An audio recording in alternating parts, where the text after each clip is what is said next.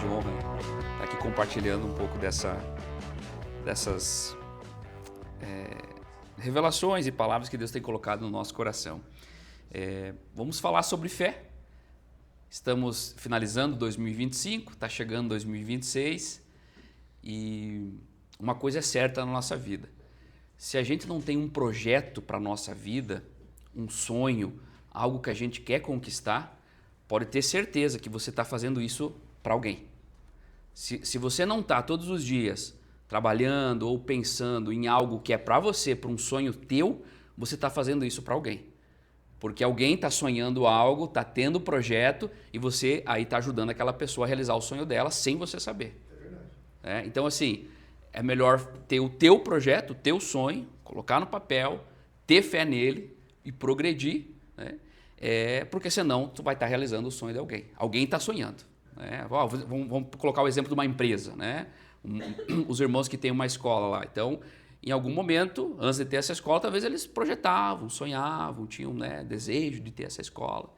E talvez naquele momento eles não estavam realizando o sonho deles, talvez estavam em alguma escola, sendo professor em alguma outra escola, não sei qual que é o histórico de vocês, mas talvez era nesse sentido. Hoje não, hoje vocês têm o sonho de vocês se realizando, vocês têm uma escola e lá vocês têm professores, tem pessoas que trabalham para o sonho de vocês. Aproveite e fale que a Escola Discípulos está com as matrículas abertas. Atenção, irmãos, escola Discípulos, com ensino cristão. Escola com ensino cristão, com matrículas abertas.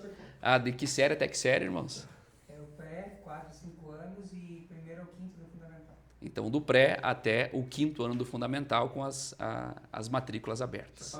Tem um site, irmão? Tem um site. Tem o Instagram. Instagram? É. Escola de Discípulos. Escola Cristã Discípulos. Escola Cristã Discípulos. Então, fica o convite a todos que estão assistindo. Irmãos, então vamos falar sobre fé. Muito obrigado, irmão. Minha aguinha. Tá bom.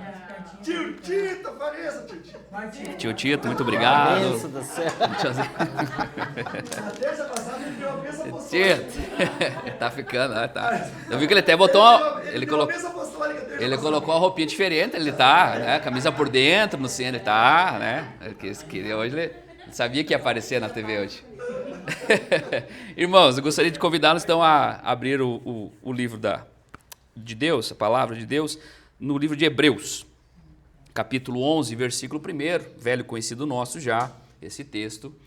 Hebreus, capítulo 11, versículo 1. O autor de Hebreus traz aqui para nós um ensinamento muito forte, aqui está a base explicativa sobre o que é fé. Então, vamos lá. Hebreus capítulo 11, versículo 1, que na minha versão diz o seguinte: Ora, a fé é o firme fundamento das coisas que se esperam e a prova das coisas que se não veem. Essa é a palavra. Veja que ela traz aqui, irmãos, primeiro um conceito do que é fé e traz duas premissas para que a gente possa entender. Primeiro, o autor vai falar, olha, a fé é o quê? Firme fundamento das coisas que se esperam, vírgula. E depois vai falar, olha, mas fé também é prova das coisas que não se veem. E aqui a gente já estabelece essas duas premissas que vão ser primordiais para a nossa vida enquanto cristão. É importante lembrar que, prosseguindo esse mesmo capítulo de Hebreus, vocês vão ver o autor escrevendo que sem fé é impossível o quê? Agradar a Deus. Então a fé é base para nós cristãos no sentido de agradarmos o nosso Pai, o nosso Criador. Então nós sem fé, a gente nem Deus agrada. Então imagina o que a gente pode fazer tendo fé, né? Agradar a Deus e conquistar aquilo que a gente quer buscar. Então, tendo essas duas premissas, nós vamos entender melhor cada uma dessas palavras que não estão à toa aqui no texto. Amém? Amém. Então vamos lá. Fé, irmãos, obviamente que nós precisamos dela para tudo em nossa vida. A fé, nós podemos colocar aqui como exemplo, a fé como um combustível para o nosso carro, né? Sem esse combustível, o nosso carro não vai andar. Então a gente tem lá o nosso veículo e eu posso ligar ele, pode ser o veículo mais bonito, pode ser uma BMW X5, pode ser o carro mais top do mundo, pode ser um avião. Se não tiver combustível, ele não vai andar. Se eu não tiver a fé no meu projeto, ele não vai dar certo. Então, nesse momento, no nosso projeto de vida, a primeira parte que nós precisamos entender, eu preciso ter fé para conquistar o que eu quero para o ano de 2026. Então, essa é a base inicial. Eu preciso ter fé, eu preciso ter essa coragem, eu preciso ter esse conceito firme na minha vida para que eu possa conquistar aquilo que Deus tem planejado para a minha vida para o ano de 2026. Tá? E aí a primeira premissa vem, olha, fé é o quê? O firme fundamento das coisas que se esperam. A gente vai entender que essa primeira premissa, firme fundamento das coisas que se esperam, ela é muito importante no momento de planejamento. Nós precisamos planejar tudo na nossa vida. Planejar como é que vai ser, como é que é o meu relacionamento, como que eu quero reagir no ano que vem, em todos os momentos da minha vida, como que eu quero a minha vida financeira, como é que vai ser a minha vida financeira? Tá como 2025, tá muito bom, tá excelente, tá mais ou menos, tá péssima. O que eu quero para 2026? Ela vai ser importante para eu planejar. Planejar a minha vida espiritual, a minha vida sentimental, enfim, todas as áreas da vida que o projeto de vida estabelece. Então essa primeira premissa ela vai ser muito importante para planejamento. A segunda premissa, que nós já vamos entender daqui a pouco, ela tem a ver com, uma vez planejado, eu preciso aí ter a prova e compreender como eu faço para ter fé no dia a dia. Então essas vão ser as duas primeiras premissas, tá? Então vamos explicar melhor a primeira premissa. Firme fundamento das coisas que se esperam. O que é firme fundamento? O que tem a ver firme fundamento? Olha, sem fazer muito esforço, pensando aqui no dicionário da língua portuguesa, o que seria um firme fundamento? Firme é algo forte, né? Algo que você tem ali fisicamente, que te traz uma certeza, uma garantia, um fundamento, uma base, um pilar. Então está falando, olha, a fé é um firme fundamento, é a base daquilo que eu espero, certo? Mas aí, se a gente for um pouco mais a fundo e entender a origem desta palavra, irmãos, numa pesquisa que fiz, vamos entender que a origem da palavra firme fundamento significa hipóstasis, com H e Y, hipóstasis. A palavra hipóstasis, ela vem do grego. E lá os gregos utilizavam a palavra hipóstasis para significar escritura. Escritura. Então, escritura como a gente conhece tal qual hoje. O que é uma escritura? É um documento que me garante o quê? É um documento que me garante que eu sou dono, que eu sou proprietário, né, de um imóvel. Então, é a escritura, ela me garante que eu sou dono de um imóvel. E me diz uma coisa, se eu tenho uma escritura na mão de um terreno, mas eu não estou lá, é só o terreno, não tem casa, não tem nada em cima. Eu tenho essa escritura. E alguém resolve entrar lá, nesse terreno. Essa escritura me garante que eu sou o dono lá ou aquela pessoa estando em cima, ela vai ser a dona daquele imóvel? Sem falar em termo conhecimento popular mesmo. Eu tendo a escritura, eu sou o dono. Eu sou o dono, né? Eu tenho um documento em mãos que me garante essa propriedade. Então, quando a palavra de Deus fala que fé é firme fundamento, o que Deus está querendo nos ensinar aqui? Que fé, irmãos, é a escritura que eu já posso ter em mãos do quê? Das coisas que eu espero.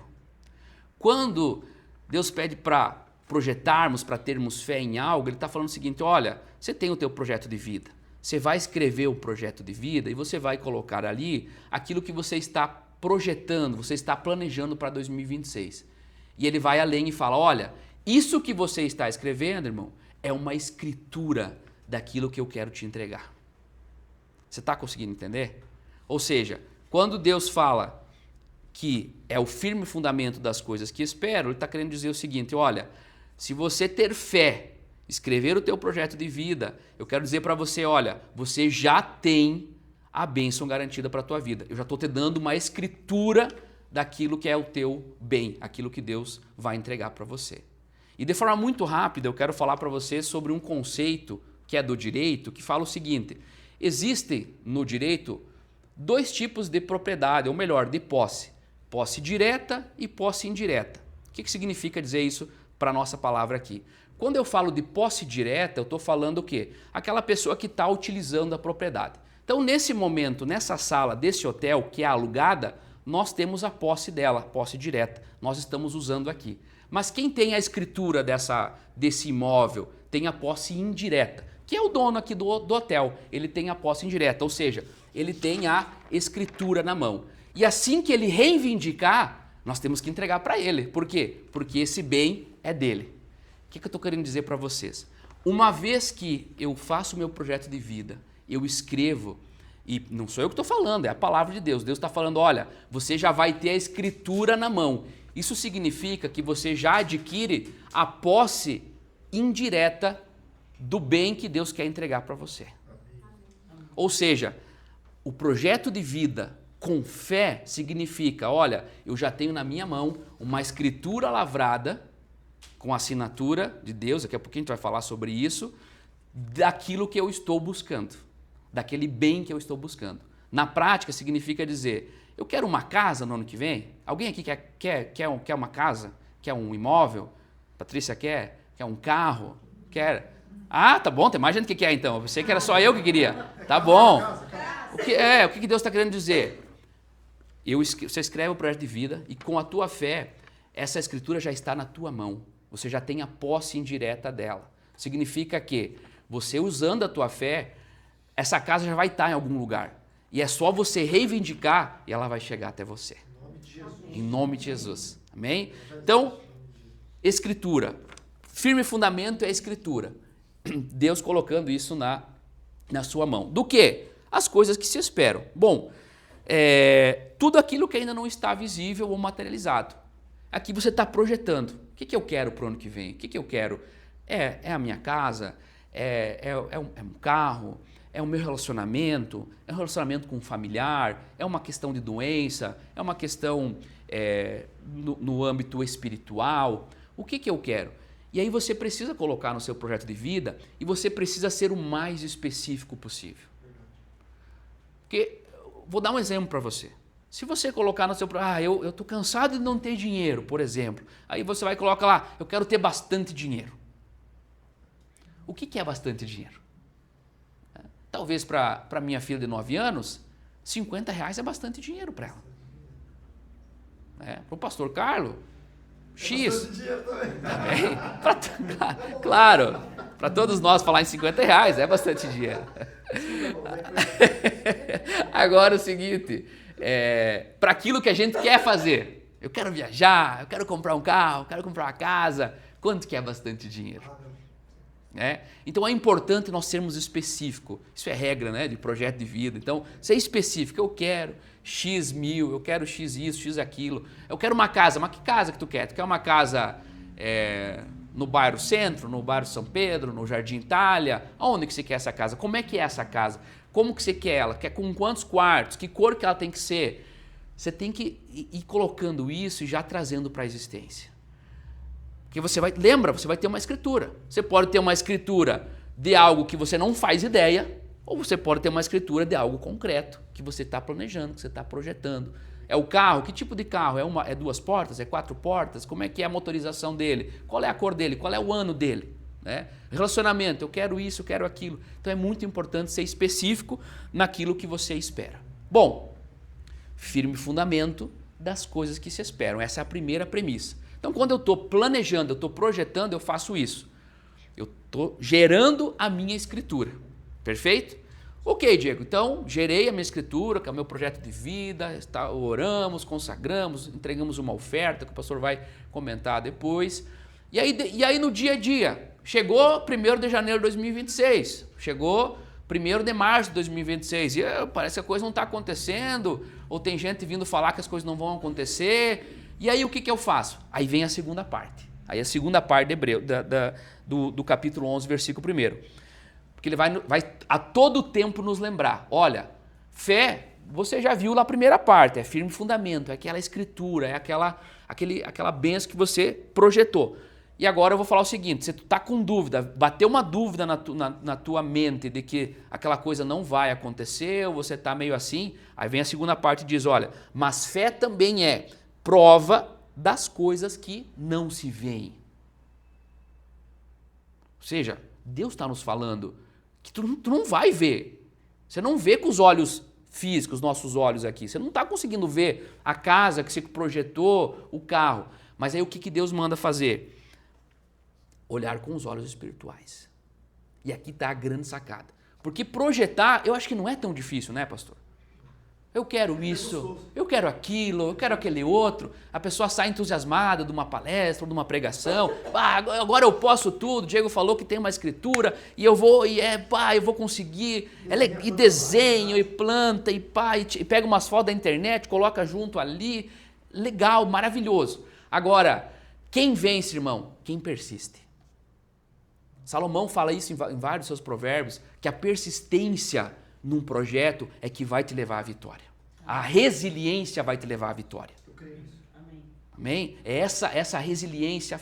E aí aqui está a prova das coisas que não se veem. E aí o que significa prova? Bom, prova significa a evidência do invisível. Você não consegue ver, mas você tem evidências. Você sabe de tudo que Deus já fez, o que está fazendo e o que Ele fará. E aí prova, aqui a prova, irmãos, é uma prova irrefutável, é uma prova que não tem nada contra ela, é uma prova que a gente vai utilizar e que é a certeza que Deus vai nos abençoar. E aqui outra vez, de forma muito rápida, eu só quero falar para vocês o que significa prova no direito, que é o que é mais utilizado. Prova no direito significa o quê? Um documento, uma prova oral, um depoimento, um vídeo que a gente junta lá no processo. E o juiz vai analisar se aquela prova pode ser utilizada em favor lá daquela pessoa ou não. E aí tem um princípio lá no direito que a gente chama o princípio do livre convencimento do juiz. O que significa, Diego, isso? E o que tem a ver aqui com a nossa palavra de hoje? Significa o quê? Lá no processo, eu posso juntar lá um documento comprovando que fulano bateu em ciclano, um vídeo. Mas se o juiz olhar aquilo e falar, não, eu não estou convencido que de fato ele bateu, o juiz pode dar ganho de causa para outra parte. O que significa? O juiz é o condutor do processo, ele decide como ele quer. Ele tem o livre convencimento. Mesmo que a prova seja uma prova mas está provado ali que é. O juiz, mas eu não estou convencido. E ele vai lá e pode dar o canetaço, que a gente chama, né? Pode ir contra isso, certo? No mundo físico, jurídico, sim. Mas não aqui no mundo espiritual. No mundo espiritual, irmãos, essa prova que Hebreus está falando aqui, o livro de Hebreus está falando, é uma prova sem qualquer alegação contrária. É o que nós chamamos no direito de prova irrefutável. Eu não posso refutar, eu não posso ir contra ela. O que eu quero dizer para vocês? Uma vez que você projetou isso na tua vida e você tem fé, eu posso garantir para você que essa prova é irrefutável, que essa bênção vai vir para a tua vida. Com certeza, essa bênção vai chegar para você.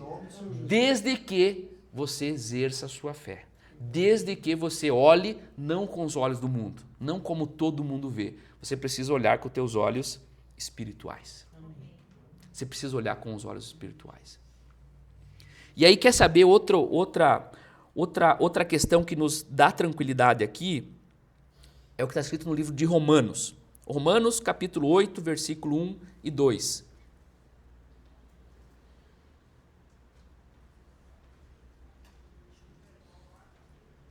Ainda sobre prova, quer ver?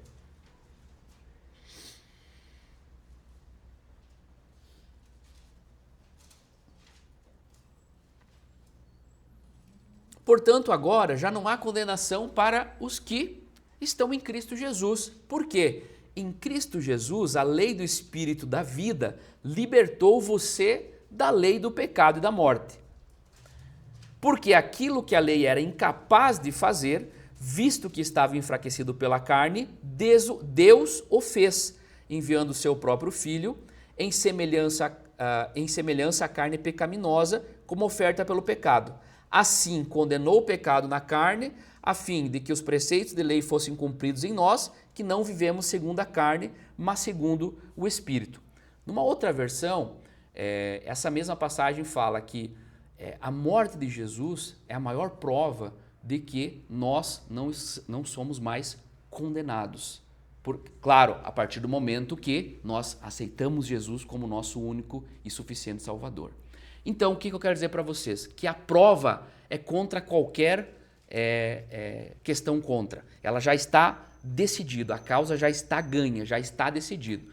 Ao Jesus morrer na cruz por nós, ele levou todas as enfermidades, todos os problemas e também nos propicia uma vida abençoada, uma vida de grandes conquistas que nós vamos projetar aqui no nosso projeto de vida. Amém?